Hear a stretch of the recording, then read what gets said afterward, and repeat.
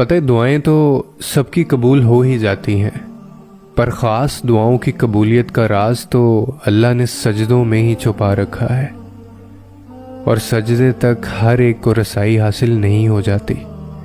اس مقام تک تو صرف وہی لوگ آتے ہیں جن کی دعاؤں کو اللہ نے نئے سرے سے ان کی پسندیدہ انداز میں قبول کرنا ہوتا ہے۔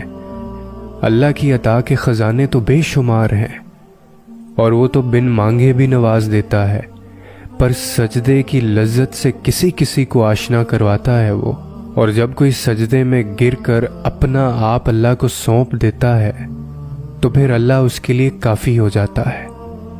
اور اس کا کافی ہو جانا جانتے ہو کیسا ہے؟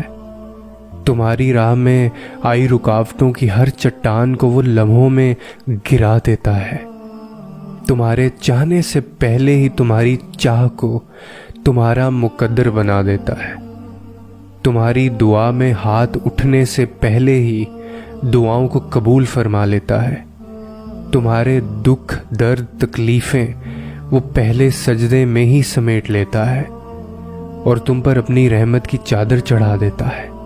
وہ فرشتے ہو کر بھی اتنا قریب نہیں ہوتے اس سے جس طرح دوران سجدہ اللہ تم سے قریب ہوتا ہے، اور تم اپنے رب کے اتنا قریب جاؤ اور وہ تمہیں خالی ہاتھ لوٹا دے، ایسا تو ہرگز نہیں ہو سکتا۔ اور پھر اللہ تو ہمیشہ سے تمہارا ہے، تمہارا تھا اور تمہارا ہی رہے گا، بس تم ہی نہیں سمجھ پاتے۔ کوئی شخص یا کوئی ایسی چیز جو تمہیں اللہ سے دور کرے وہ تمہارے لیے کبھی بہتر نہیں ہو سکتی۔ جو راستے تم خود بناتے ہو وہی تک منزل ختم نہیں ہوتی، کہ تم نے جو اللہ سے مانگا تھا وہ تمہیں نہ ملی تو تم نے یہ سوچ لیا کہ اب تم کبھی کوئی چیز نہیں مانگ سکو گے، یا اب تمہاری دعائیں قبول نہیں ہوں گی۔ کیوں سوچتے ہو ایسا تم؟ وہ لا حاصل چیز کو بھی حاصل بنا دیتا ہے، وہ ناممکنات کو بھی ممکنات بنانے پر قادر ہے، یہ کیوں بھول جاتے ہو؟ زندگی کئی راستوں اور کئی پریشانیوں میں ڈال کر ہی تمہیں تمہاری چاہت تک لاتی ہے۔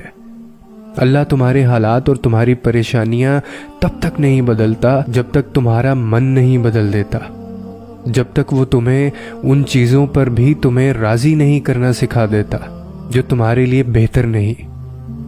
اللہ جو دے اس کی رضا میں راضی ہونا سیکھو۔